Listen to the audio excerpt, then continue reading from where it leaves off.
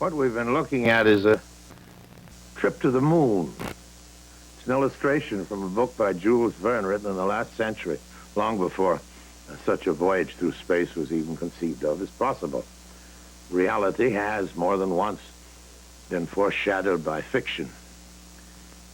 And here, just for example, is something that goes beyond, far beyond, anything we might ascribe to mere coincidence.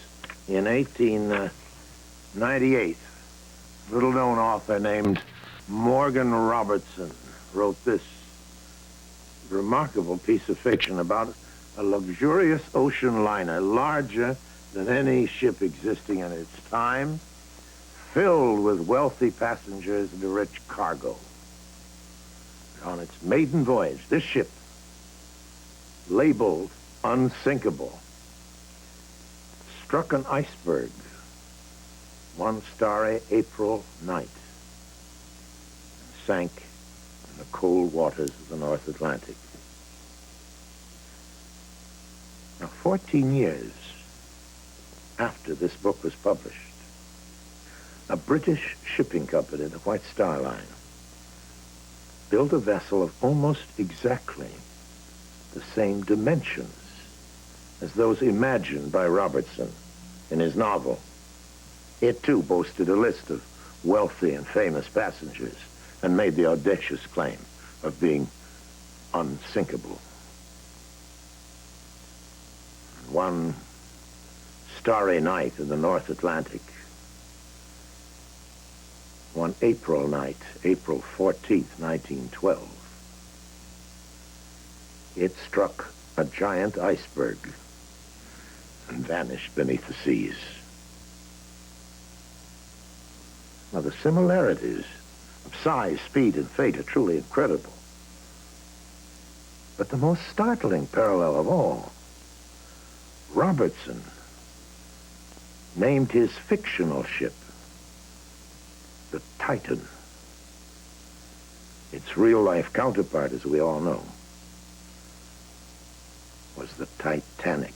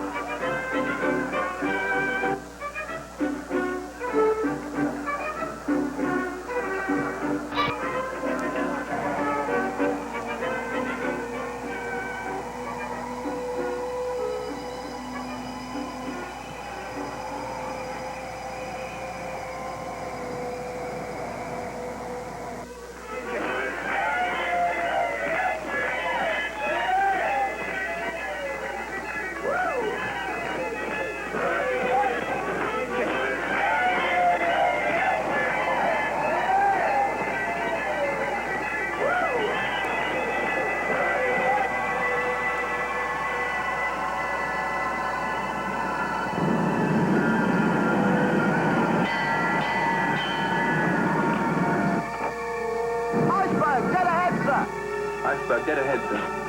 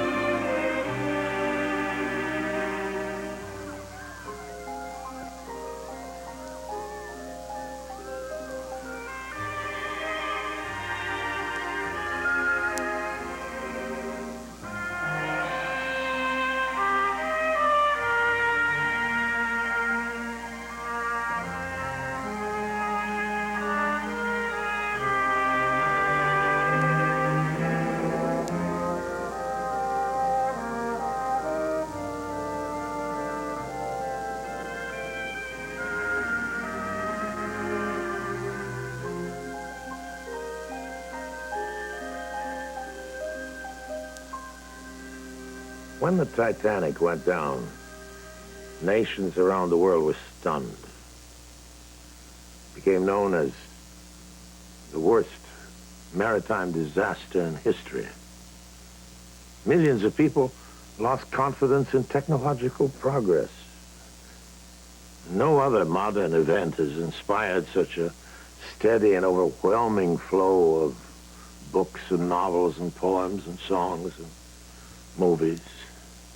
Lost in the depths of a dark and frozen sea, it's captivated the public imagination for decades. And now has inspired a daring team of scientists and explorers to launch an unprecedented expedition of historical discovery. At the renowned Explorers Club in New York City, this incredible expedition, more than 5 years in the planning, receives best wishes and words of wisdom from famed radio commentator Lowell Thomas. And of course, I told about the sinking of the Titanic, which is one of the major naval disasters of all time. Expedition leader Michael Harris announces dramatic plans to search for and locate the great ship Titanic, and then to actually film the famous vessel as it lays in its watery grave more than 2 miles beneath the storm-tossed North Atlantic seas. But we all intend to discover the Titanic. As far as it going through iceberg-infested waters, at 22.5 knots. Search is being financed by Texas oil man Jack Grimm, Had been worn hours a daring before, investor, there was enough well known for ahead. backing Most of the other ships adventurous started to and stop or difficult slowed expeditions. down.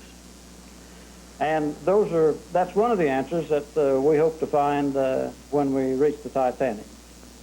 It's a big, dark ocean. The uncertainty, if you take Technological and scientific activities will be coordinated by Dr. William Ryan from Columbia University's Lamont Doherty Geological Observatory. circle of that radius, the difference of those positions, you have a real piece of real estate the size of Rhode Island. And of course, where the Titanic is and what's left of it is a great mystery.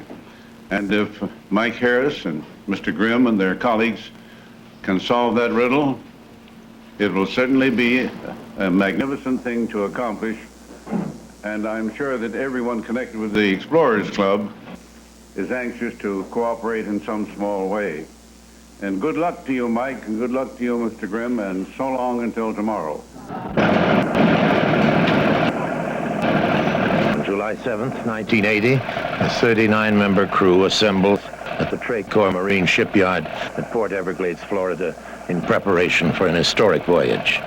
Using the most advanced oceanographic equipment available, they will scour the ocean floor in an area 300 miles southeast of Cape Race, Newfoundland.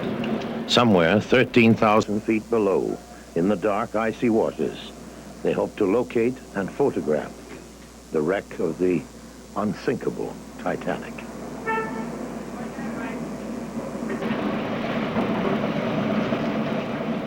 Personnel and technological apparatus have been brought here from the farthest corners of the globe in an attempt to create the most effective professional research team possible. The prestigious Lamont Doherty Observatory will provide scientific and engineering support utilizing the most recent advancements in underwater technology, including sophisticated sonar, television, and navigation systems. For 6 weeks, members of the expedition team will live and work aboard the research vessel HJW Fay, constantly monitoring ultra-modern surveillance instruments. Signals will be processed with shipboard computers, generating two-dimensional images and magnetic profiles of the ocean floor. Good, Mark. Put it down. Move it down, Mark. These profiles will then be deciphered and analyzed in the hope that they will reveal the outline of the Titanic's sunken hull and details of its massive superstructure. It will be the first step in a remarkable effort to unravel the many mysteries surrounding the greatest sea disaster of our century.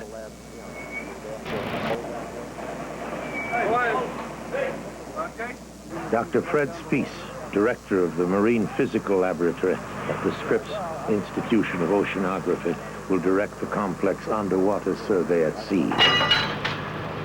The expedition will actually be split into two phases, known as Titanic 80 and Titanic 81. The first phase, which the research team is about to embark on, will involve the difficult task of locating the Titanic and positively identifying it with photographic evidence. Once the ship is found, the research team will begin making plans to return the following summer for Phase 2, Titanic 81. In this second phase, the world's deepest diving aluminum submarine, the Illuminaut, will descend upon the wreck of the Titanic with an 8-man crew. There in the dark, bone-crushing depths, they will record on film the legendary Titanic.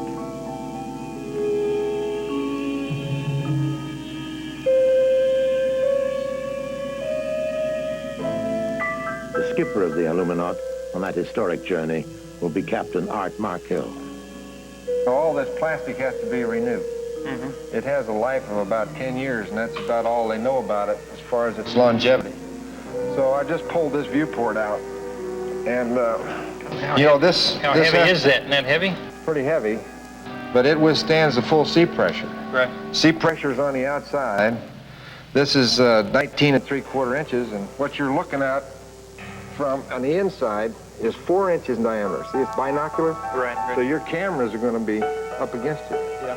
the pressure down there is so great that it'll actually compress this 12 inches of solid acrylic plastic? That's right. This is going to move in at us as we go down. How much? I mean, a quarter of an inch and a half an inch or what? It'll move in about a little over a quarter of an inch.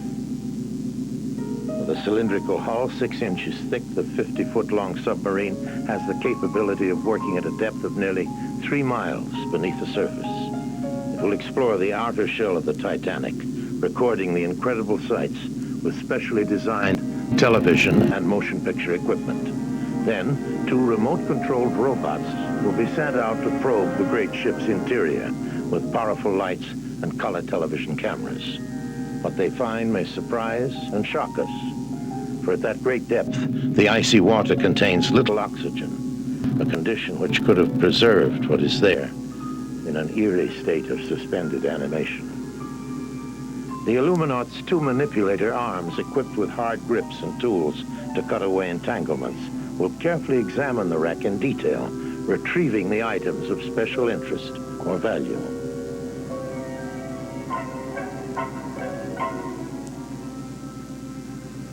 But for now, the Illuminaut must wait, undergoing elaborate preparations to embark on its great adventure in the summer of 1981.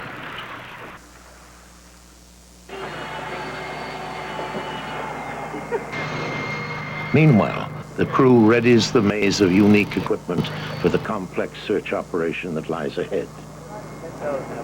Each system and each component within that system must be thoroughly tested, put through its paces under the most extreme conditions to be sure it will function at the moment of truth.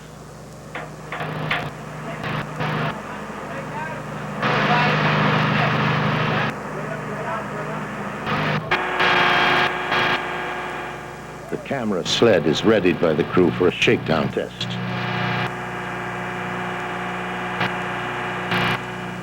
It will be towed behind the ship at varying depths, recording what it sees with a highly sensitive television camera and transmitting those images to monitors on board ship. Below decks, the technicians and scientists struggle with a mass of wires, tubes, and electronic gear as they hook up the enormous bank of computers and delicate navigational systems. Contact with orbiting communication satellites will be established early and maintained throughout the expedition to aid in pinpointing the exact location where the Titanic went down 70 years ago. The C Mark I, a prototype surveillance vehicle, has been specially designed by International Submarine Technology. This sensitive device, which the crew has nicknamed the Bluefish, will be navigated using acoustic beacons on the ocean floor. James Gonzalez from IST is the designer of this incredible equipment. He explains how it works to expedition backer Jack Grimm. Parts in there, and the other one's sitting right on the tripod. Was it? Yeah, plant right here, they'll pick up the whole plant. Al Hagen of Lamont Doherty proves to be an indispensable member of the expedition, employing his wide variety of skills to help keep each phase of the operation at peak efficiency. Danny's calling out. What do you...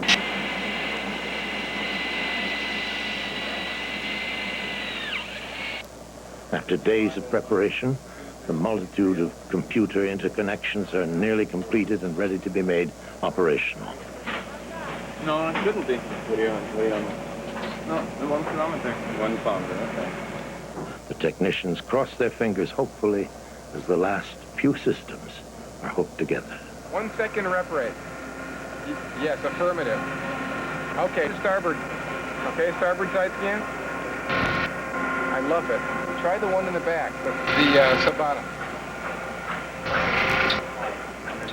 Yeah. Checking out. I'm sure glad we're only using 1/3 power. Can you hear the starboard also? Because that thing will... It's the wrong pattern, right? Something will be missing, and then the Titanic could be in the area that's not there? Not exactly that it's missing, but you don't know where the beam's hitting the ground. Yeah.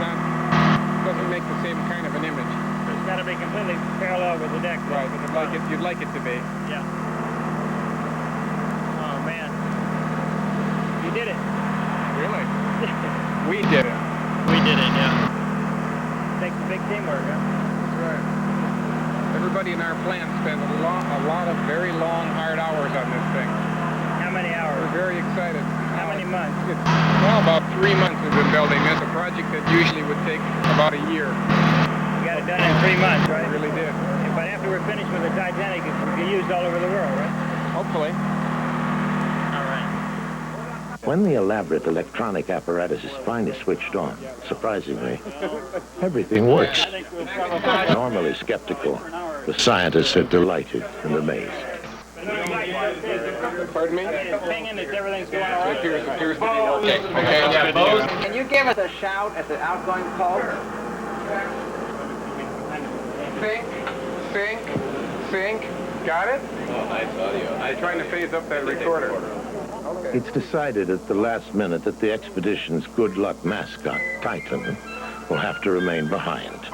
It's feared by some that he might become ill on the stormy and rough Atlantic seas. Here, look. Shake hands with Mike. Smile now. Smile. Smile for the camera. Good. Good girl. What? What was that again? What? Good girl. Give Sheila. What do you want to do? Yeah, meet Dale. Titan, meet Dale Shays. Shake Say hello to Dale. Hello. All right. Hello. He's a nice guy, she said. She said he's a nice guy. With all gear and personnel loaded on board and the technical equipment fully operational, HJW Fay makes preparations to sail. Okay, Chief, we're all set to go. It's the beginning of an unprecedented and ironic voyage into history. 39 men, aided by the most advanced technology that science has available, setting out to unlock the mysteries of a glorious old ocean liner once thought to be indestructible. On that chaotic and terrible night in April of 1912, a dream was suddenly transformed into a nightmare. Overconfidence and arrogant pride were swallowed up by the relentless dark sea. And now, in the quiet and solemn heat of the Florida night, everyone aboard the research vessel Fay is careful not to whisper any claims of being unsinkable. Have a good trip. Relax. Don't hit any icebergs. Thanks. Steady. Steady.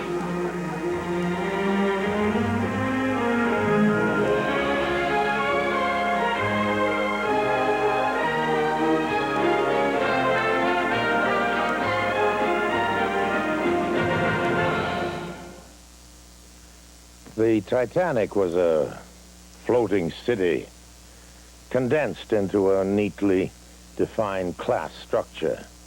While the wealthy and famous dined and danced the evening away in palatial luxury, many of the steerage passengers huddled in their cramped quarters, excitedly making plans for their new life in America. One of these immigrants was only 9 years old on that historic night. Now, nearly 70 years later, Frank Goldsmith still remembers.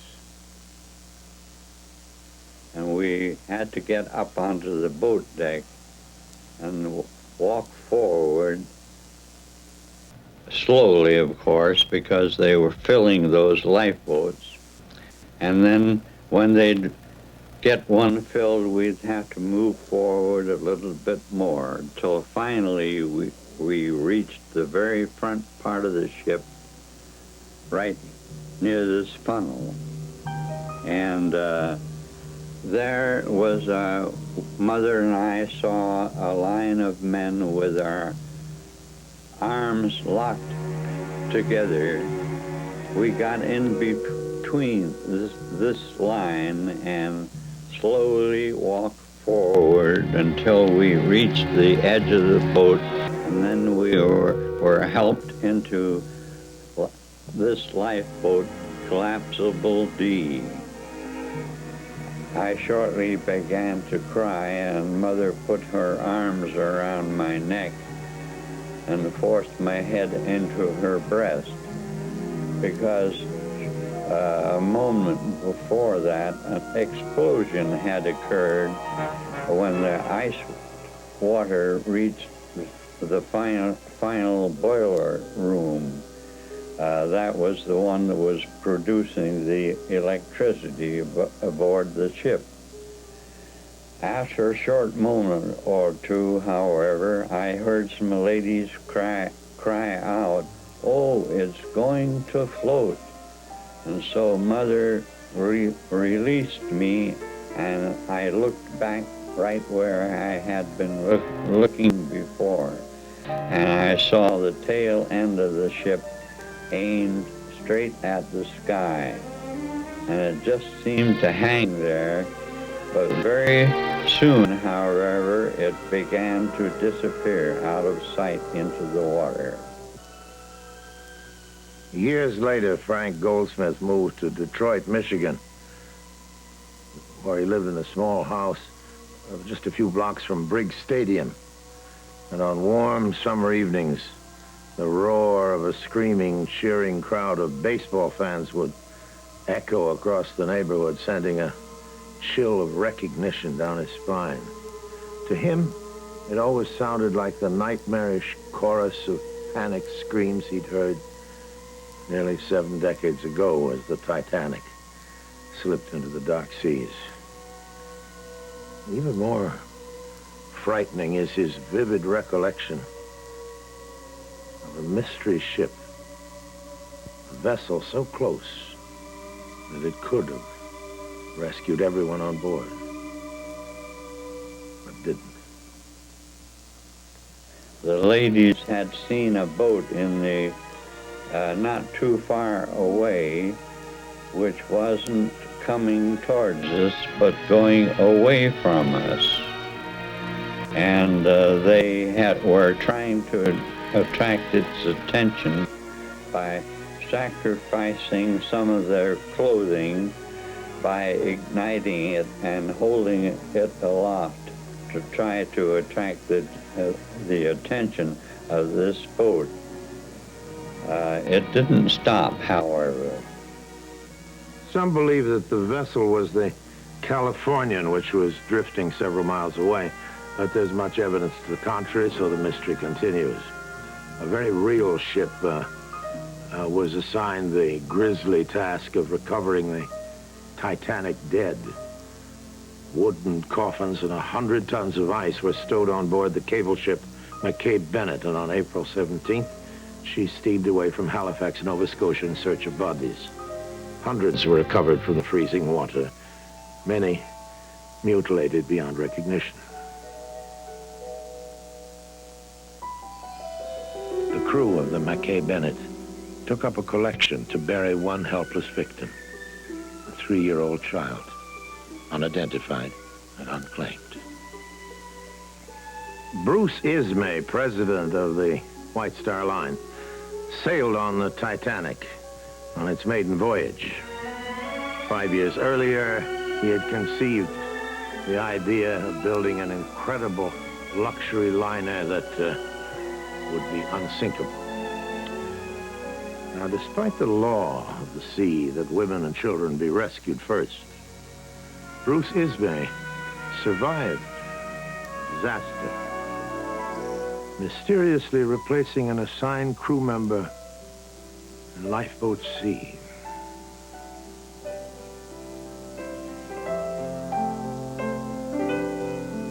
Of the bodies recovered and returned to Halifax, 154 were unclaimed and eventually buried in 3 cemeteries. One of those was a crewman named Ernest Freeman. Strangely and without explanation, a grave marker was paid for and dedicated to Freeman by Bruce Ismay. Could this be the seaman who gave up his place in the lifeboat to Ismay? And if so, did he relinquish it willingly? The tragedy of that night is far behind us now. The crew of the H.J.W. Fay, enticed by the adventure of discovery, has but one goal in mind: to find the Titanic. Titanic in her cold and lonely grave. Yeah, we'll find the Titanic with her cowards and her brave. We've all been told the story of the tragedy and glory of that great ship Titanic at the bottom of the sea.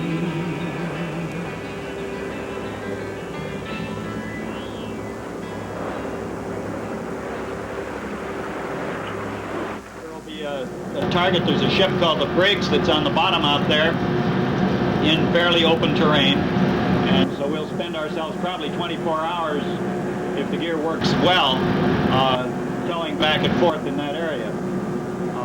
Once we've done that, we'll pull the acoustic fish back up. It'll take us probably a few hours to get shifted over to the camera fish, and then we'll put the camera vehicle in. That we will use not on this target, because none of us want to hang it up and lose it, except maybe in the Titanic. So we'll put that in a couple of miles away from this target and get ourselves some bottom photography and pull that back up. Once that's done, presuming everything is done well, we'll secure and head on into Bermuda. All this the same kind of taping problem I was worried about at the other end. That's wired by the time. Off the coast of Florida, the crew makes preparations to test the bluefish and calibrate the sensitive instruments under deep water conditions. To help out, the U.S. Navy has given the expedition special permission to conduct a trial run using the wreck of an old sunken Navy freighter called the Briggs. The system will be lowered into the water in the general vicinity of the wreck and then towed across the area, covering a path 5 kilometers wide. When the Briggs is finally located, actual distances will be cross-checked against those indicated on the bluefish instruments in order to verify the accuracy of the sonar signals. Trial run is essential to ensure that precise readings will be obtained during the actual search for the Titanic's location.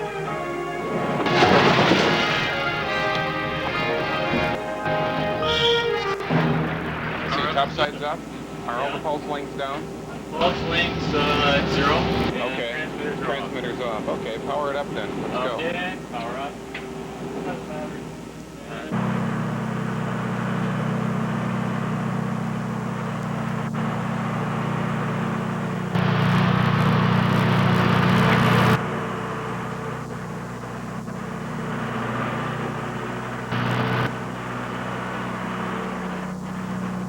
Tension runs through the crew during this first equipment test.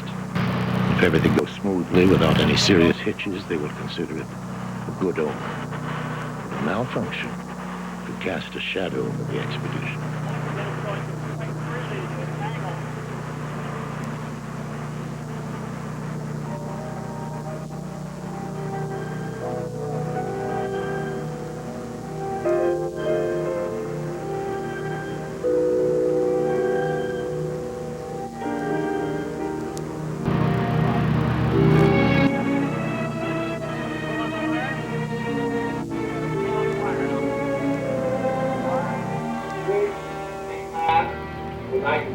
Course to 040 degrees, please. Roger, coming left to 040. Roger. 4 strategically placed television cameras constantly monitor all phases of shipboard activity. Below decks in the command center, science team leaders can closely watch the progress of each simultaneous step and make instant changes and decisions. But for now, the atmosphere is casual and relaxed. The bluefish will take nearly 2.5 hours to descend 10,000 feet the ocean floor. Asparagus with my own hollandaise sauce, which is uniquely different than anybody else in the pepper I use. Baked potato with sour cream and chives, mixed vegetables, a tossed green salad, with, believe it or not, on a boat in the middle of the Atlantic Ocean, garden fresh vegetables. And I'll tell you, you can't beat a dinner like that. The bill of fare on this boat is very, very similar to the Titanic. Oh boy, these people are gonna eat good tonight. Tell you, I'm the Muhammad Ali of the cooking world. There's nobody can cook better or faster than I can. Yes, sir. Let me get these vegetables off. The lobster will be out in 8 minutes. 8 minutes to lobster time. Why is your nose always so cherry red? Oh, what beautiful vegetables we have here. Tell you, when I signed up on this boat, I spent a half a day looking for the swimming pool. We ain't got no swimming pool on this boat. Nothing. Tell you, I can see how they felt 300 years ago when they had a high turnover rate of galley slaves, because it must be at least 100, 110 degrees down here. But you don't see me breaking a sweat. I don't break a sweat. No, I don't. Come on, boys. Let's get some dinner here. Come on up now. Don't be bashful. Let's go. We're having lobster tonight. Baked potatoes, from Bermuda, vegetables, and he's the captain salad. on the Help yourself to some large bread salad now. How you doing tonight, Hank? Good. How about you? Fine, just fine. delicious meal. It's like every night on board, you know. That's right. You got the best type of people on board, you might as well feed them to that. Hey, come on up. Keep that. Come on, get on that.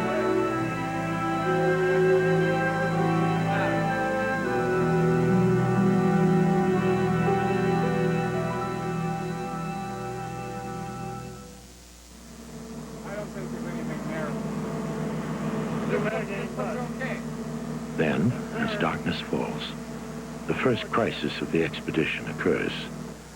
The side-scan sonar unit fails and must be raised to the surface. Jim Corsalis is worried that water has somehow leaked into the tightly sealed unit, damaging the extremely delicate circuits inside. Initial examination of the bluefish reveals no sign of external damage. It's then carefully moved to a well-lighted work area where it can be studied more thoroughly.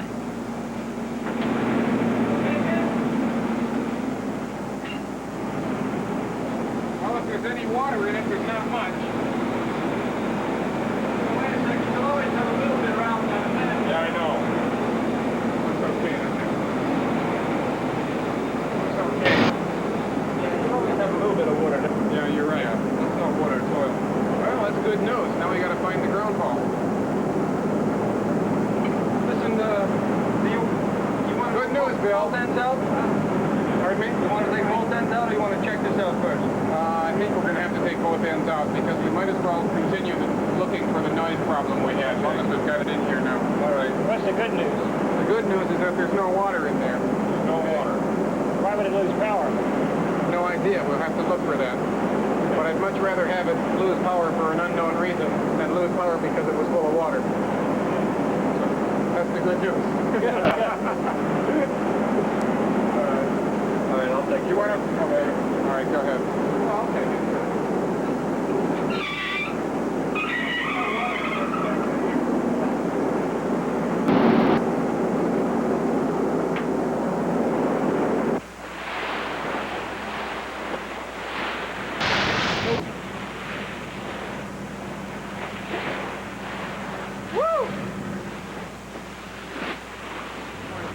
The side-scan problem proves to be more serious than first expected, requiring several days of intricate repairs in Bermuda. On the way there, tests will be conducted on a specially designed camera sled. The sled is actually a triangular-shaped metal housing that contains high-resolution video cameras. When lowered beneath the seas, it will transmit television images to monitors aboard ship. This will enable the scientists to study geological formations and topographical contours on the ocean floor. Once the location of the Titanic has been pinpointed, the sled will descend on the wreck, and for the first time, man will see the haunting vision of his own boastful miscalculation. A luxury liner, so perfect that it was deemed indestructible, now resting beneath almost 3 miles of icy water. Video cameras are firmly secured in watertight cases and locked into position. Lightweight panels are then attached to the triangular frame to prevent the camera sled from getting hung up on the wreck.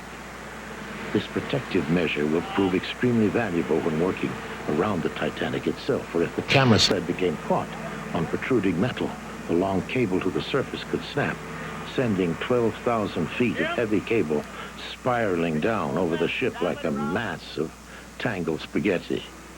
If that occurred, it would be far too dangerous for the Illuminaut to navigate around the Titanic during Phase 2 operations in 1981. As the camera system drops below the surface, scientists and expedition team members watch the progress on a bank of television monitors. Everything the camera sees will also be recorded on videotape for review again at a later time. For the first tense moments of deployment, the camera sled operates normally, moving through the water at a steady pace.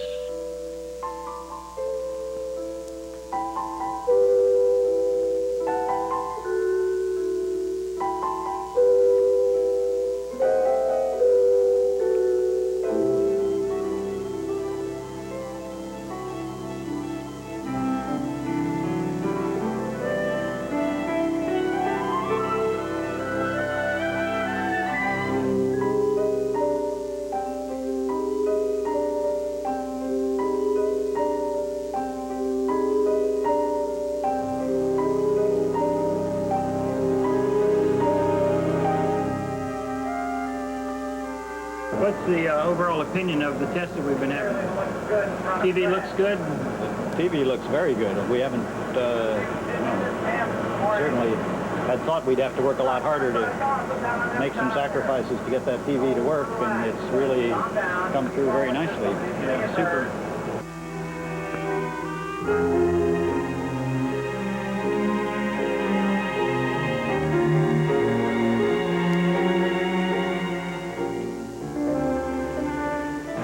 Do you like this real-time TV? I mean, you can see what's happening, but is that... Well, I think that's going to be very useful when we put it down in the vicinity of the wreck, because we'll be able to have immediate feedback in terms of what we're trying to do with the vehicle.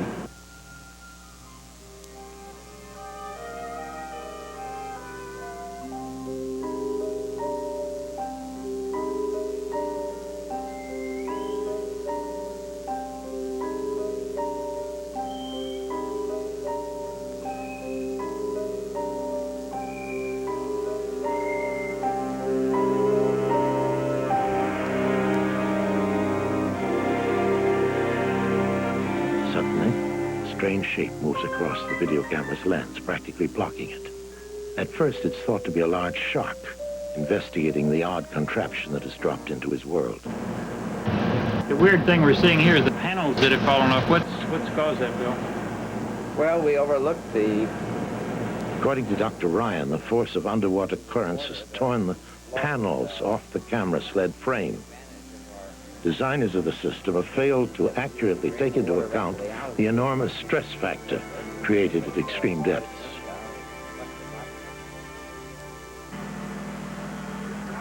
The camera sled is hauled to the surface with 2 of the 3 panels dangling from the bottom. Although faced with the immediate disappointment of yet another disrupted trial run, the crew is elated to discover that the photographic and video gear is still intact and fully operable.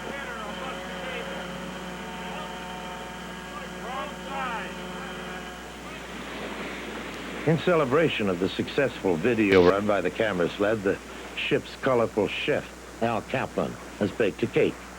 But one very important part is missing. I want to ask you one question. Yes. The Titanic had 4 stacks. Where's the 4th stack? Oh, gee. You know, that's been the story of my life. I've always been missing the stacks. Okay, all right.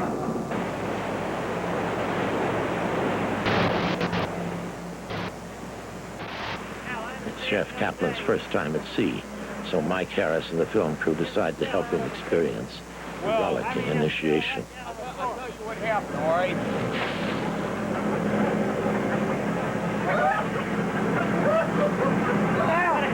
Well, you got your sea legs. What happened to you?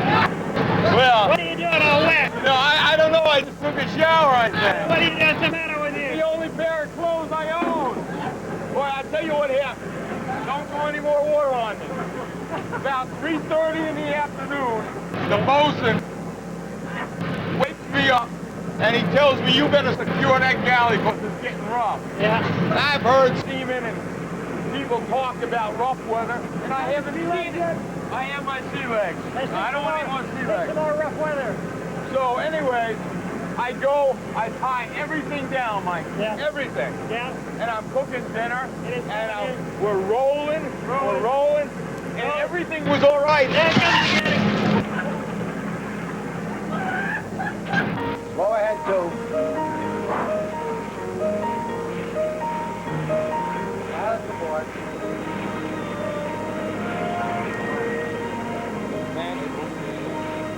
You won't need the boat. Just have like tied up in kind of portion there in the rain. The Faye sails into Bermuda, its final stop before proceeding to its destination in the North Atlantic. There, the remaining members of the scientific team will board, and additional equipment will be carefully stowed. With spare parts more readily available, plans are made to continue repairs on the side scan sonar. Entering the harbor, they pass the Navy research submarine Alvin, which was recovered by the Illuminaut in the deepest recorded salvage to date. As the Faye pulls into port, financial backer Jack Grimm is greeted by his wife, Jackie, and other supporters of the expedition.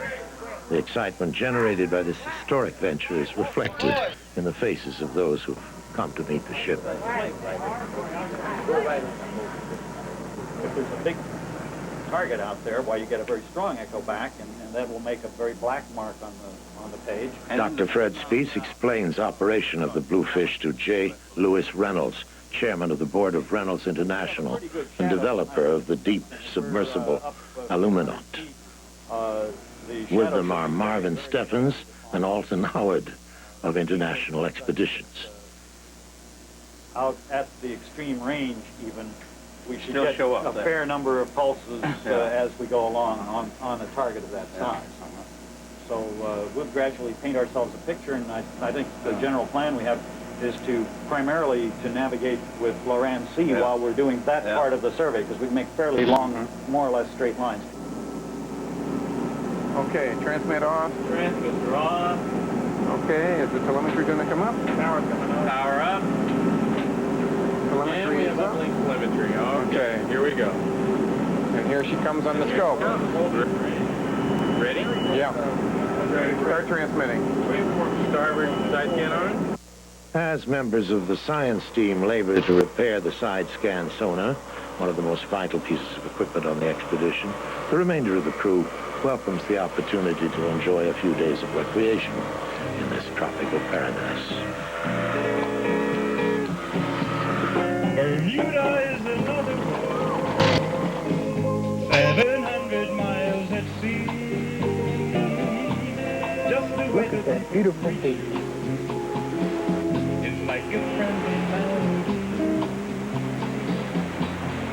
to touch your fly in the morning, to listen to a honeybee, to hear a bird who sings a song,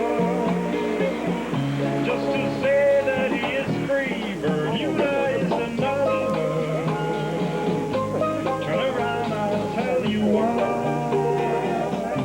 Just to watch a morning sunrise from the sea up to the sky,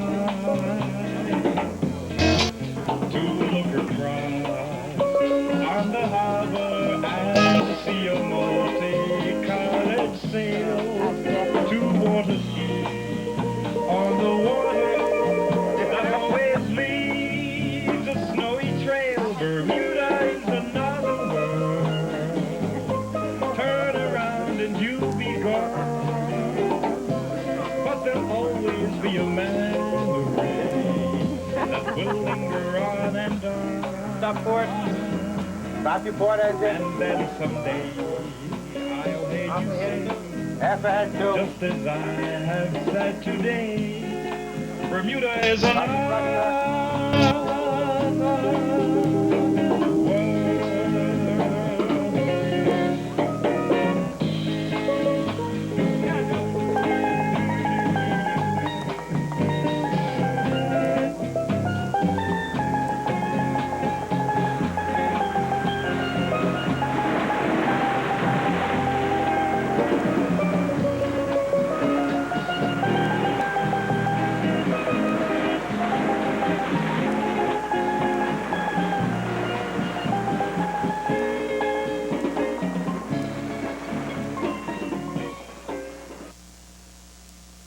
research vessel Faye departed Bermuda on July 26th and set course for the North Atlantic, according to the coordinates given by the Titanic's last SOS. The luxury liner was sinking somewhere in this area, more than 300 miles south of Newfoundland and east of Nova Scotia. Now, it'll take nearly 3.5 days to reach the site. Time for each person to reflect on the great adventure ahead. Got 890 miles to go, and the course is 052, and we're going to have a nice, smooth ride to get there. No waves No or anything, wave, right? Just as smooth absolutely as can perfect be. weather. We don't go to sea on this ship in anything except good We ought weather. to get there Wednesday morning, I think, right? Wednesday, 6, 8 o'clock in the morning. Let's go get her. Very good, sir. We're gonna find the Titanic in her cold and lonely grave. Yes, we'll find the Titanic with the cowards and her brave. We've often called the story of the tragedy and glory of that great ship Titanic at the bottom of the sea.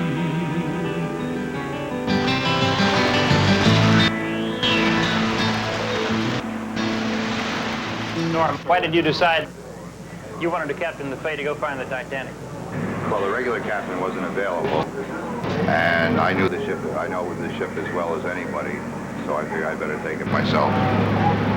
You don't care anything at all about actually being here to find the Titanic? Maybe a little bit. Hold it. How did a limey like you get involved in trying to find the Titanic? Bill Stevenson, author of the book on the Titanic expedition.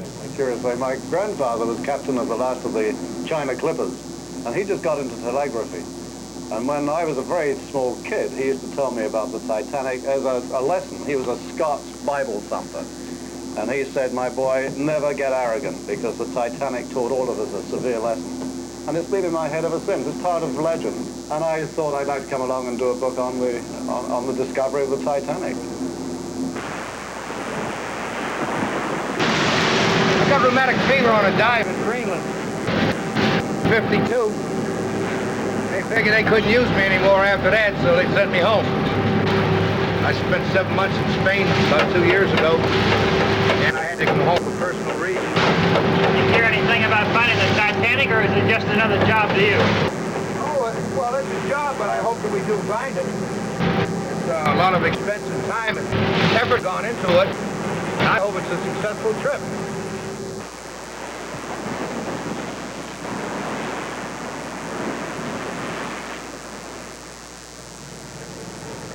Alan, what is your part in this expedition? I'm given the title of magnetometer expert on this program. My previous experience... Stevenson interviews Dr. Alan Harris, primarily in scientist from Lamont Doherty, about her involvement in the project. the nature of the seafloor by using the magnetic field, the Earth's magnetic field. How important to the success of this expedition is magnetometry? It's a very important test to confirm that any object that looks very suspiciously like the Titanic is indeed a metal ship. I'm surprised to see a lady on board a ship of this sort. Do you often go on expeditions like this? Not too often, but I've been out, maybe 4 months. My family doesn't really like to see me go off, but I have gone off a couple of times before, but on very different kind of expeditions. When you say family, you have children, a family of your own? Husband and 2 boys. Really? What do you say to the boys when you take off on a trip like this? Are you going to find the Titanic? Yeah, they're thrilled. Oh, they think it's great, it's marvelous to go around the neighborhood. Now this represents a 2-kilometer range scale. When we go to 5 kilometer, the gain will go up commensurately higher. Did I turn it the right way? Look, 5, sure enough. There we go.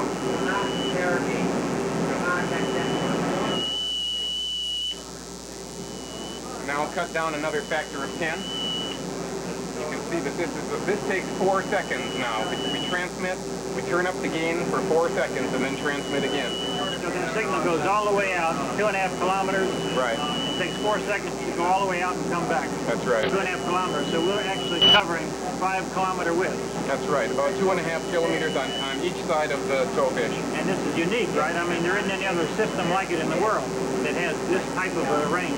No, that's right. All other commercially available systems run something on the order of 500 meters to 1,000 meters for their total swap capability.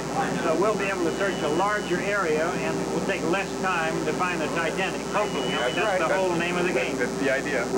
You're Joe, you're only 18 years old. Are you... Renata Gallagher, 18-year-old student from Columbia University, talks with Arthur Stevenson about her duties on board the expedition research ship. What are you going to do here? Well, up till we get to the Titanic site, I'll be standing watches and generally helping around with anything that has to be done. And once we reach the site, I'll be working with Michael Rawson, taking the data that comes in and processing and making a map of where we are and the features that are on the ocean bottom. People ask me, why do I lead expeditions around the world? I don't know. There's no easy answer. I guess I like to go places other people haven't been, see things other people haven't seen. I know it's the adventure, but most of all, I guess it's the romance. I love the romance. Sometimes I think I'll never see what I've seen in my mind, and the things that I've been looking for I will never find. Then something down inside my soul takes a hold of me. It's a dream I hope I'll always see.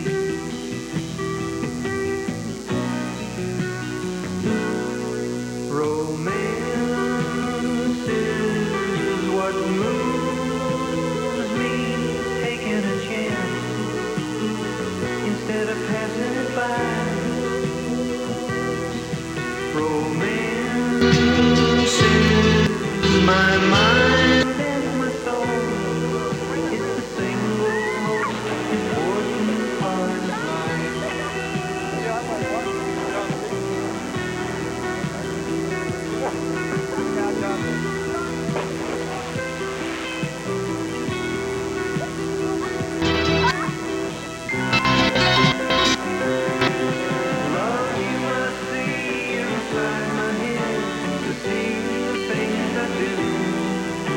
But if you saw inside my heart, all you see is you. But romance is what moves me, taking a chance instead of passing it by. Romance is my mind and my soul. It's the single most important part of life. Romance is my life.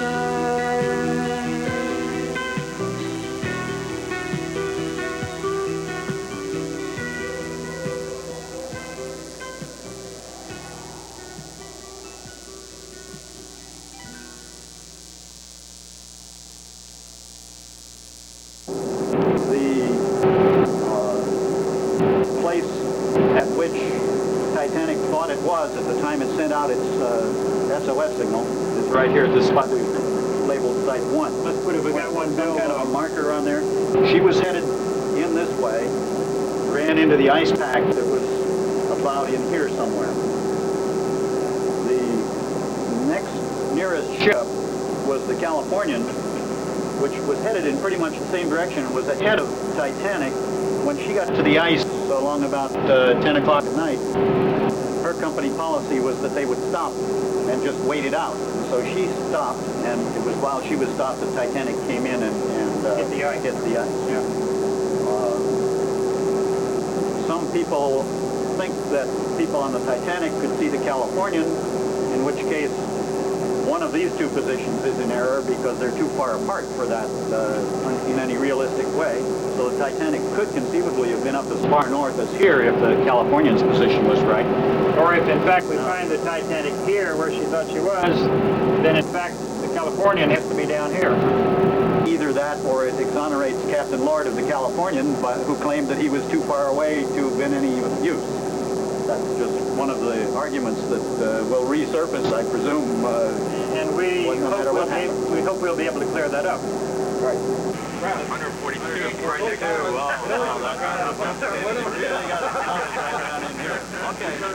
to As the ship nears the vast ocean area southeast of Cape Race, Newfoundland, optimistic crew members and hopeful scientists form a lottery to guess the exact latitude and longitude where the Titanic will be found. Okay, this is the Cuban know-how now. Got all the scientists here, but when it's a matter of numbers, that's my bag. Here we Only go. 4. Hey, wait a minute. Wait. I heard about you, guys. We got a bouncer here, you know. Hey, you can't pull any out of your pocket now. You got 4 there? Let me see those 4 right there. Put them down. Put them down. It sounds like a Keno game in Vegas.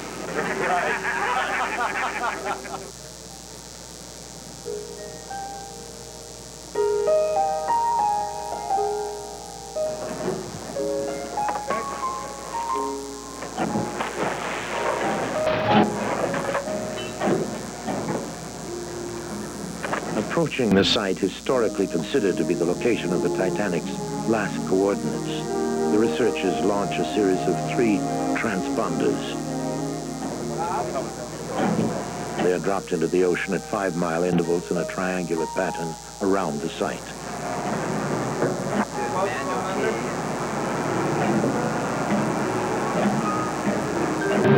Once in position on the ocean floor, the transponders will serve as constant reference points for the search operation.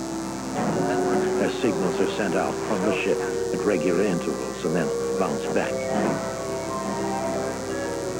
This will allow the scientists to pinpoint precise locations of objects thought to be the Titanic. Lower this slowly.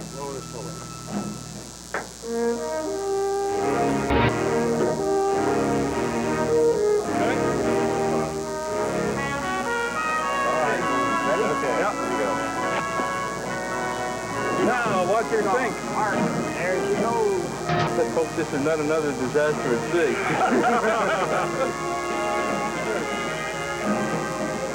My God, being thinking about it. Hey, a fish is nibbling at the line. That's what's wrong. There it goes. Goodbye. Down it goes. Now, there's the final. One more success. As we came into the area, we headed north. The terrain was fairly smooth, and then we came across the sharp canyon that marks the southern part of the area, and continued to steam north. You can see that the topography is somewhat rough, and at this point we began launching a transponder. You can see the signal calling the transponder is this mark along in here. The transponder is now on its way down, and we'll have our first really fixed reference point in the area based on that transponder.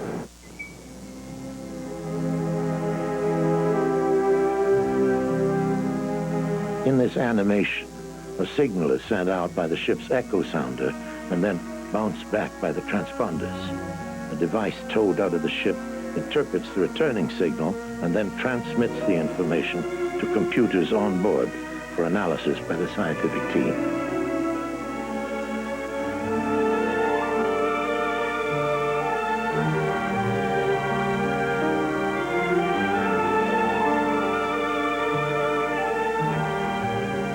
Next, the crew launches the repaired bluefish. A large yellow fin has been attached to the top with a magnetometer secured to the center. This device will measure fluctuations in the Earth's magnetic field and pinpoint any unusual large metallic objects. Bridge, this is the lab. Will you come right to course 245? Roger that. Come right to 245. Give me port ahead 150 RPM, 150 RPM. Port engine ahead, 150 RPM. You can see side scan signal all the way out, right out to 4 seconds on the port side and starboard side. And this is the sub-bottom 4.5 kilohertz that looks down. And this little blip right in here is the bottom. And the valve's been flying just a little under half a second. Initial data indicates that the ocean bottom is hard.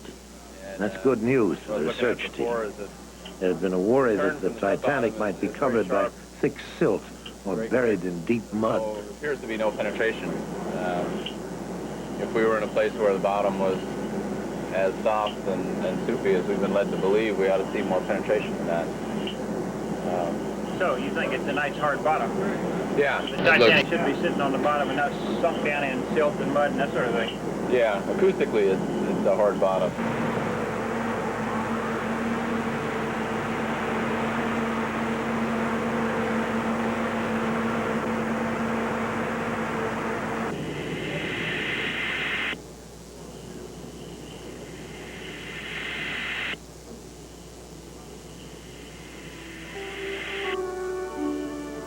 The side scan sonar on the Bluefish emits a pulse that literally paints a computerized two-dimensional acoustic image of the ocean floor. Coupled with the magnetic profiles created by the magnetometer readings, the images can easily detect the outlines of an object as large as the Titanic's sunken hull, and even reveal details of the superstructure. Scientists will use this information to piece together a mosaic composite of the wreck, verifying that it is indeed the Titanic. Transponders, the fish right now is interrogating them and we're getting replies. We've passed this one a while back. In fact, we just have passed this. The ship is located here. In about another half hour, at about 8:30, we should be passing the historical site of the Titanic with the fish. And in fact, we will cover the actual location of where it may have gone down during that time. That might be pretty exciting. Yes, and then the plan will be, of course, if we don't find it, then we'll go on up here another 3 miles, turn back and make a heading and come back and cover it on another time, right? We'll cover it another time. We'll overlap our beams each time so we make sure that we're not missing any particular part. Greg, this is the lab. Will you give me a heading of 270? Roger, this is the bridge. Come left to 270. How does it look, Mike? Right now we're going through the area that historically has been recognized as the final resting place of the Titanic. And on our particular course, with the side scan going out to the right and to the left, we would expect to find it to the left of the course, somewhere in here. So that's why we're all here sitting with bated breath, seeing if anything comes up on the side scan. And talking with Dr. Speeds a few minutes ago, this particular object is about the right size of the Titanic, and you would hope to find something of a shadow area on one side of it. But on the other hand, there's obviously geological formations here, so there's no definitive thing. We're going to go on up this track for about 3 more miles, turn around and come back, and then we'll look at this particular site again. So it's exciting. I don't know if we'll find anything, but we'll prove or disprove where people said the Titanic came to rest. So this is just about exactly where it should be. That is historically where it supposedly sunk. So we're finding out if that's true or not. So far, it seems to not be true. But there's some interesting things, so we're watching, finding out what it looks like. I have the feeling that's it, though. I have the feeling that's it. Yeah, but everybody wants it to be it. There's one of the stacks right there. There's the second. Sure. And there's the third stack right there. Right. Now, if you'd really like me to go further. No, please stop here. No, it's,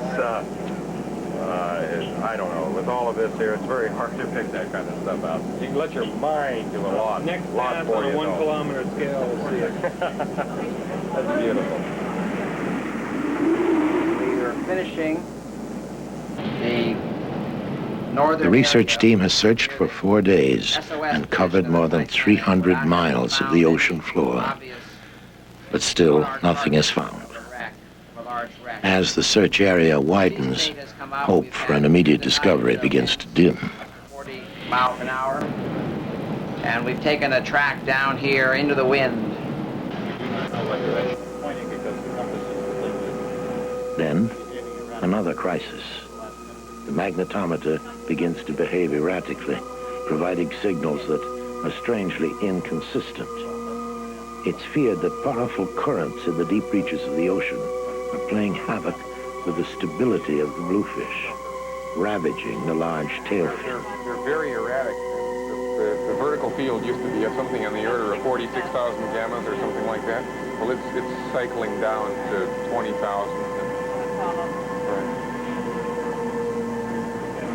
So what, the side scan seems to be working, but you think it's a problem in the magnetometer? All the acoustic stuff seems to be working right fine. The reason we may have to bring it up because of that is that since the magnetometer sits in the tail, if what has happened is that one of the guy wires on the tail or something is broken, then the vehicle may not be towing proper along the track. And if the vehicle turns around and decides to go sideways, which a vehicle like that could, if it had no drag in the after end, then the side scan would be a fore and aft scan, and we wouldn't have our 6 kilometers worth of sweep width. All the electronic systems appear to be working very well. Okay, they're responding to the telemetry. I can change transmits. I can cycle the system through its various paces.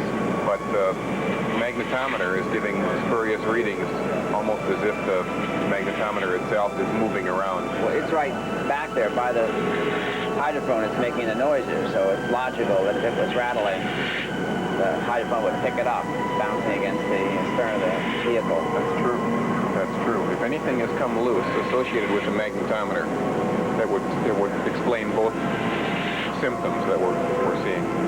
But with that stability, there's no point in pursuing the survey. We'll bring her up and fix the tail. I think that's a good idea.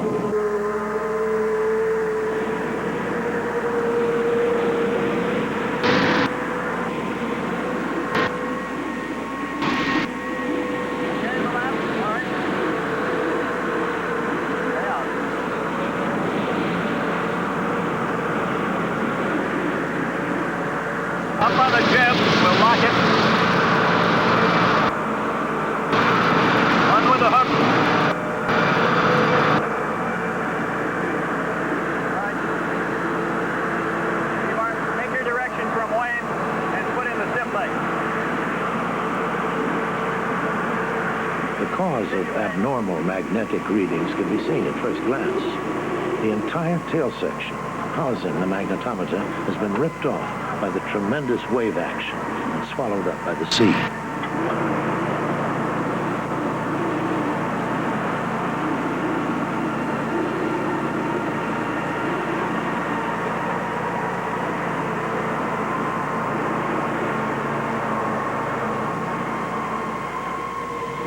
Put it down!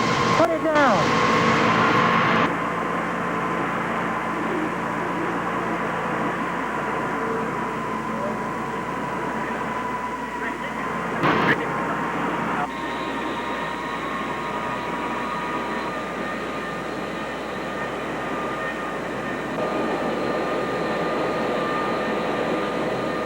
A military plane is observed by the crew on the Faye, mysteriously making low-altitude runs across the search area. During one overhead approach, the plane releases a series of metal canisters into the water. These are later determined to be submarine tracking devices. But why is a military aircraft conducting such tight surveillance on a well-publicized research expedition? The answer becomes clear when a Russian submarine is suddenly spotted running parallel patterns to the Faye. Bridge, I'd like the bow thruster port at 100 amps, please. This is the bridge, bow thruster to the port, 100 amps. Roger that. The Russian sub stays in constant close range for several days, obviously watching expedition activities, but never making radio contact or offering an explanation of her interest.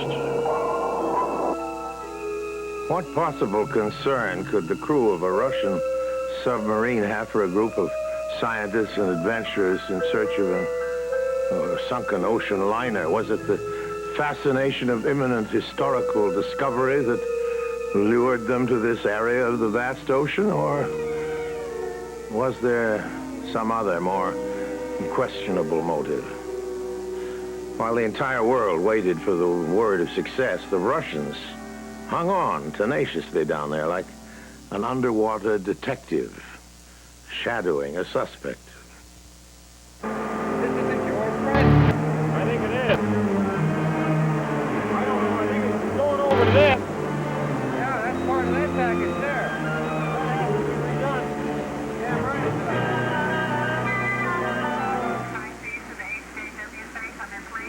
right. A new stabilizer fin, minus a magnetometer, is attached to the Bluefish, and little time is lost getting it back into the water. Those on the Fayre determined that neither bad weather nor a persistent Russian sub will deter them from discovering the Titanic. No way, baby.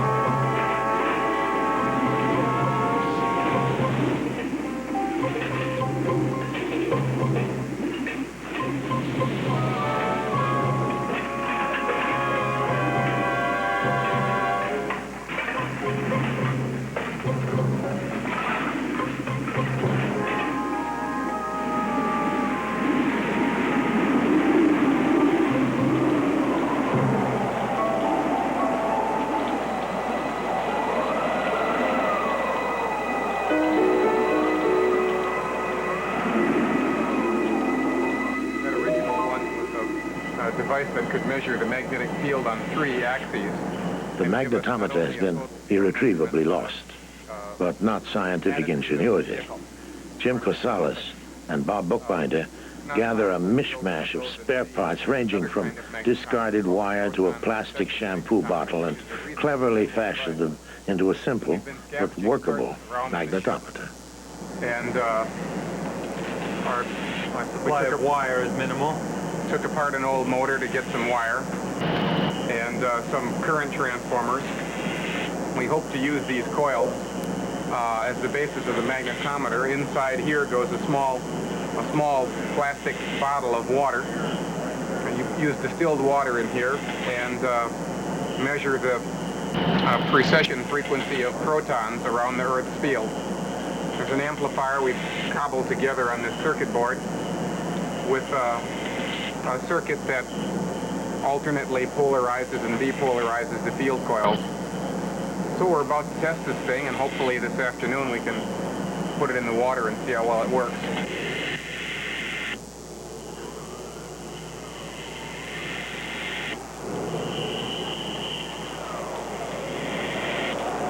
The record should be almost pure white on the back side of this. You can see some small patches of shadow. A new image is picked up on the scanning equipment, and initially it appears to be the size and shape of a large vessel.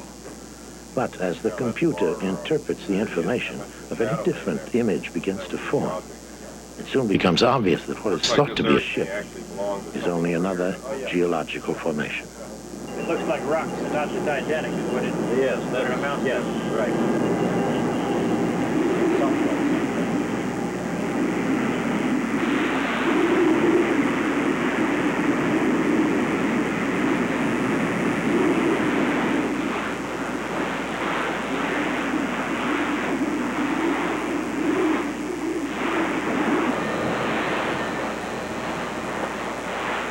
Once again, the Russian submarine makes an untimely appearance.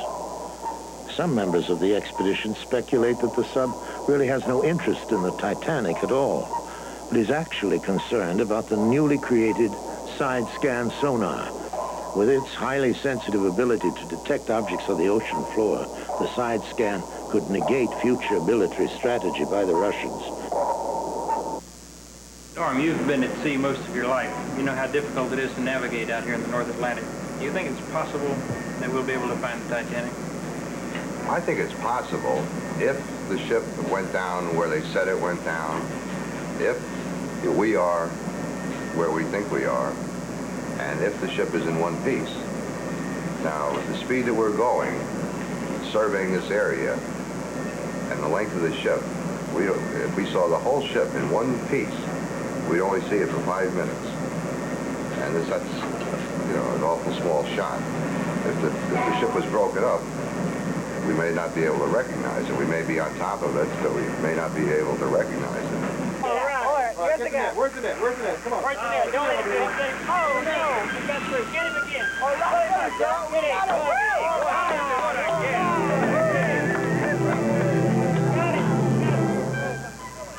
right. We caught all of them. All right, here we go. Okay, give him fire. Get him. Here we go. All right. Right on.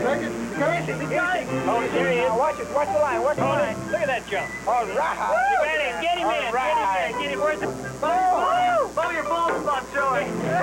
You're going to clean these? You're going to clean these? Oh, clean them. Who's going to clean all these fish? All right.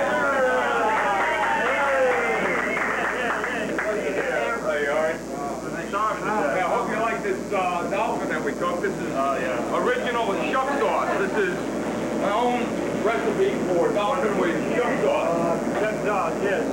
I'm so glad we got second sauce.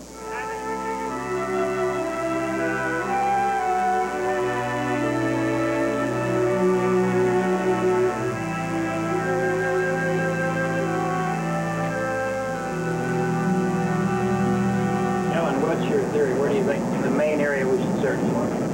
Okay, Mike, I tried to approach the problem using a very elementary... In reviewing the side-scan sonar data, Dr. Ellen Herron discovers what she considers to be an object of high probability. The size and shape that definitely warrants further investigation.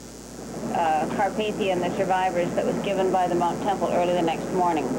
Now, the fixes, the navigation fixes that were given by both the Titanic and the Mount Temple, you can assume, have at least a 5-mile radius of confidence. And what I did was I first drew circles with a 5-mile and then with an 8-mile radius around those two positions. Where they intersect ought to be the most probable area where the Titanic could have gone down, somewhere between where she issued the CQD and where the survivors were sighted at the first dawn sighting the next morning. So it's an area approximately, what, 10 miles long by 6 or 8 miles wide? And that's correct. Rich, will you give me port ahead, 150 RPM, 150 RPM. All right, Mr. Bridge, you want to come ahead on the port engine 150, roger. Thank you.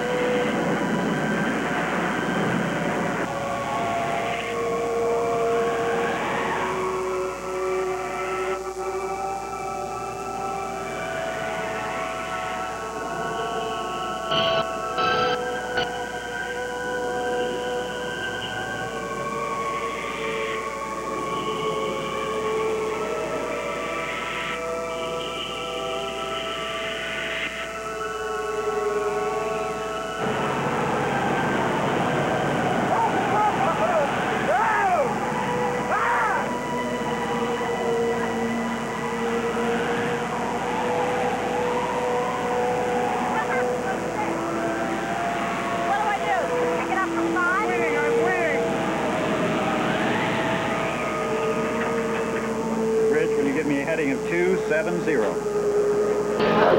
Right at 270. They won't have much of a shadow behind it because we're looking down nearly on top of it. It's so close, it's so close to the track, if that's the right one, right? If that's the right one. It doesn't have a very abrupt start like I would expect something to have if it were really it. But it's a very big return, very big echo, and it's coming in quite distinct from everything else. How are they doing over there on the monitor? Let's check the... You can hear it. Right there.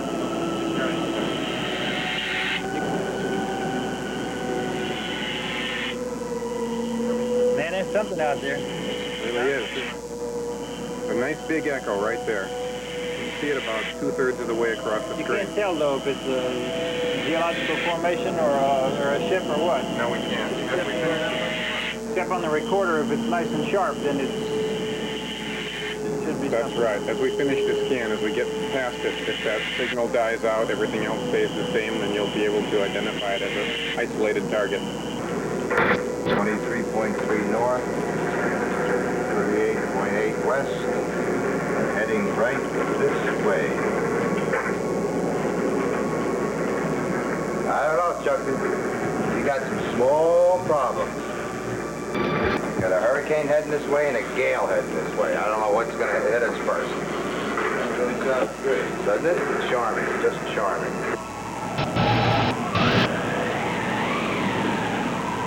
Generally a southward flow for these subsidiary canyons. But in the center of the area and in one of the very high probability areas for the actual Titanic location, there was a feature that seemed to be more east-west trending than any other feature, and it just didn't seem to fit in with what we understood was the geology of the area. Could something be blocking that? Would that cause that, or what would you suspect?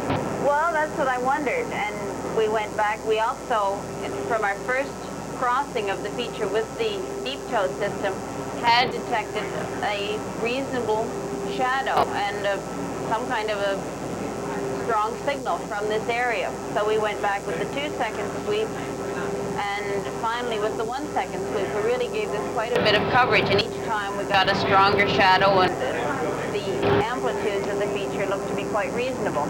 That's our little for banana. a possible target, right? Chiquita banana.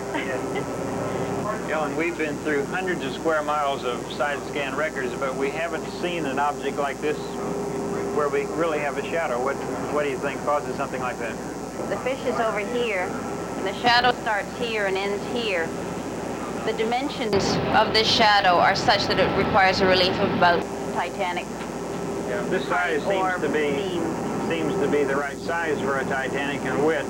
Well, this would be the length of the Titanic, and then the height, whether it's the beam or the keel to deck, would create a shadow of about this order of magnitude. Ellen, then what you're saying is if we know the height of the fish and measuring the length of the shadow, then you can figure out the height of the object that makes that particular shadow. That's right. Just simple elementary geometry. Yeah. And in this case, the shadow that we saw is of the right length to reflect an object that has a relief on that would be the height or the beam of the Titanic.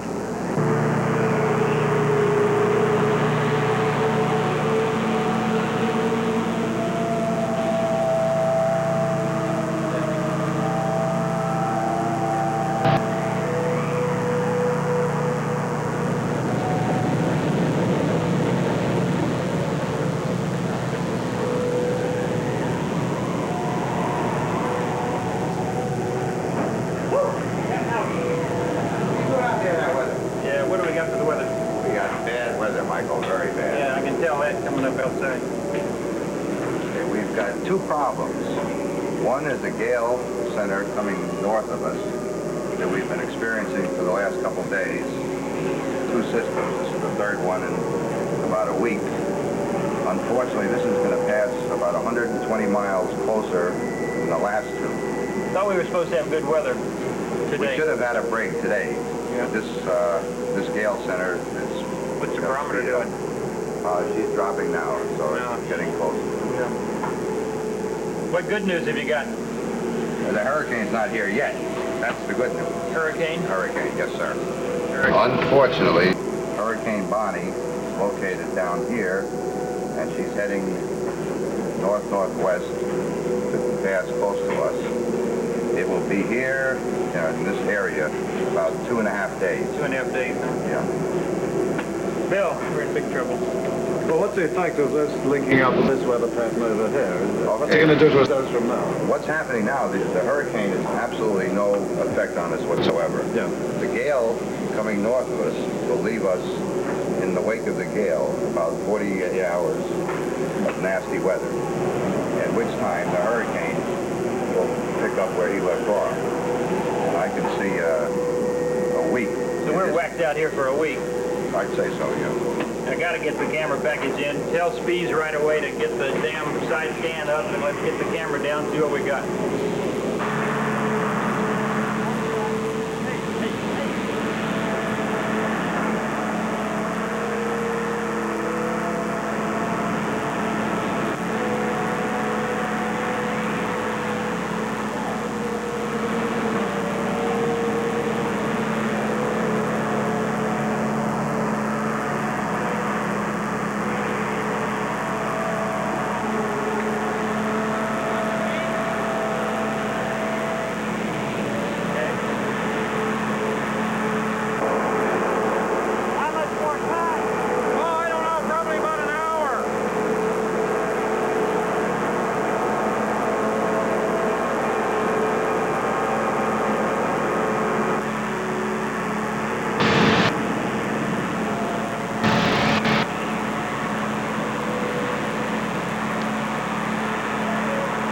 We looked at it before, we had 100 millivolts. Right. No, we heard right.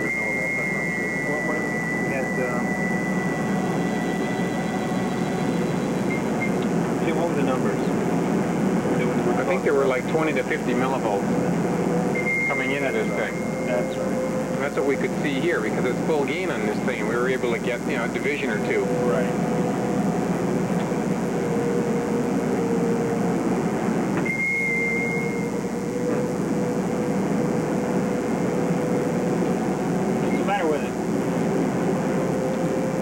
Just low signal level. Very low signal level. It appears it appears that we have something operational by the sound of it. Yeah. But the signal is a factor of 100 or 500 lower than it was the last time we played this game.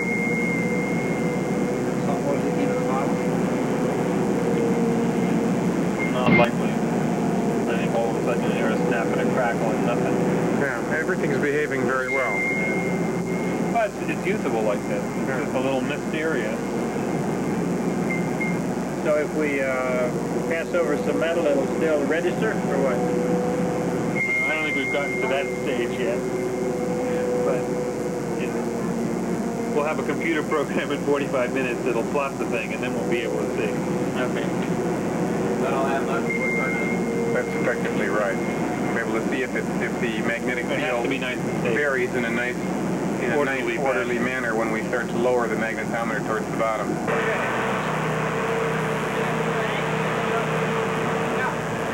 The jerry-rigged magnetometer is placed in a silver pressurized container.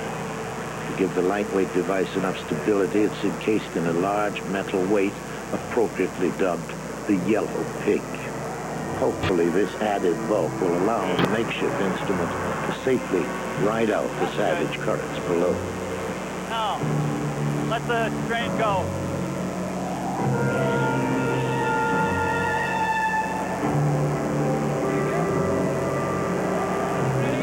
Yep.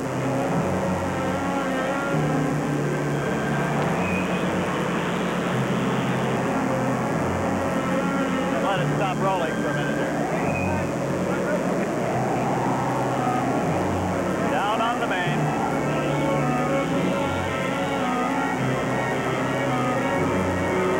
Up on the tip. Level right there. Hold it. Okay. Ready, John? Ready? Okay. Up gently on the wind. Good fellas. Hold it.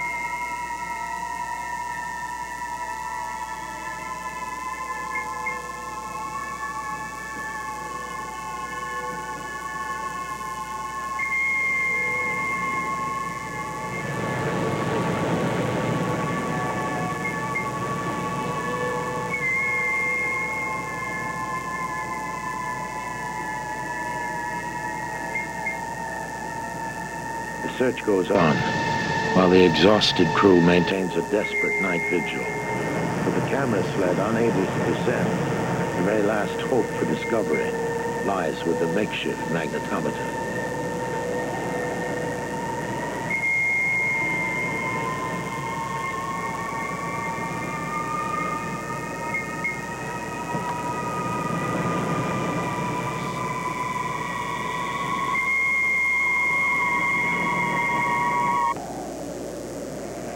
Suddenly, the magnetometer signal fails. The final chance for success is gone.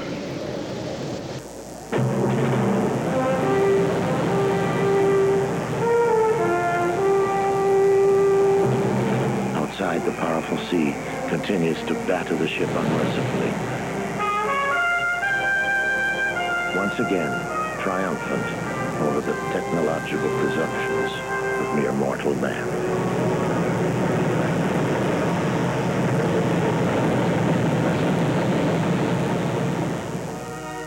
The Titanic, an engineering masterpiece. In her time, she represented the sum of man's technological genius.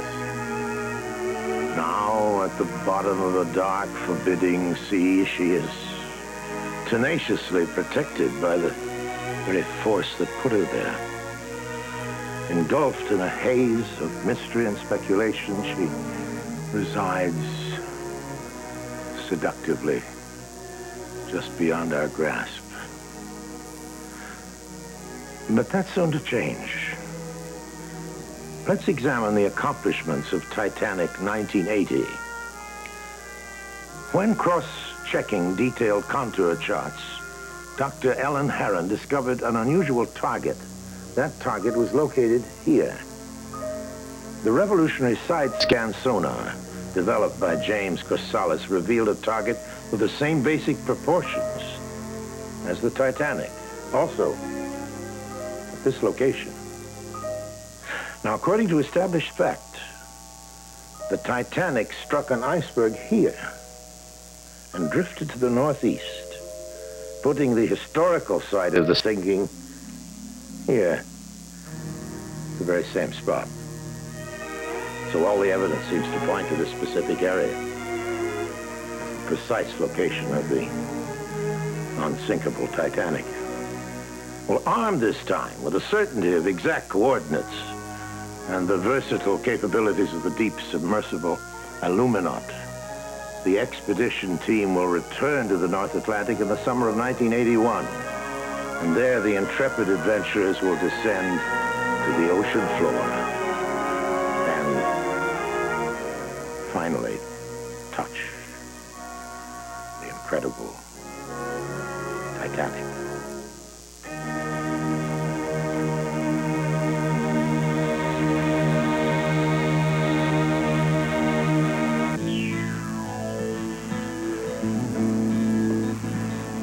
It was a cold, dark night in history, a great ship riding an icy sea, threading her way to New York town.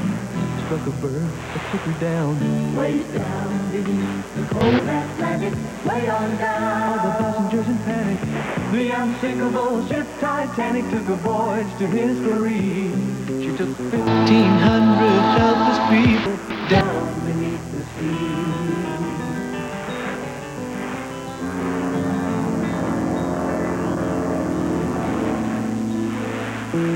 It was just before midnight, steaming westward as she called, her big foghorn a wailing, her steel-hull double wall. Iceberg ahead! Cried the frightened watchman. Thank you. That's all it said. 30 seconds later, all the people were awakened to the sound of metal ripping, the double hull a-breaking. The Titanic, she was shaking. The water she was taking said she had to be forsaken. Sinking, no mistake. Taking 1,500 helpless people down beneath the sea. We're gonna find the Titanic in her cold and lonely grave. Yes, we'll find the Titanic with her cowards and her brave. We've often told the story of the tragedy and glory of that great ship Titanic. at the bottom of the sea. Some excellent side scan records for the first time with a brand new side scan sonar we've never before. You can feel how scared they must have been as they heard the water pouring in. Find the lifeboat sitting down, not enough to go around. Way down beneath the cold Atlantic, way on down. All the passengers in panic. The unsinkable ship Titanic took a voyage to history. She took 1,500 helpless people down beneath the sea.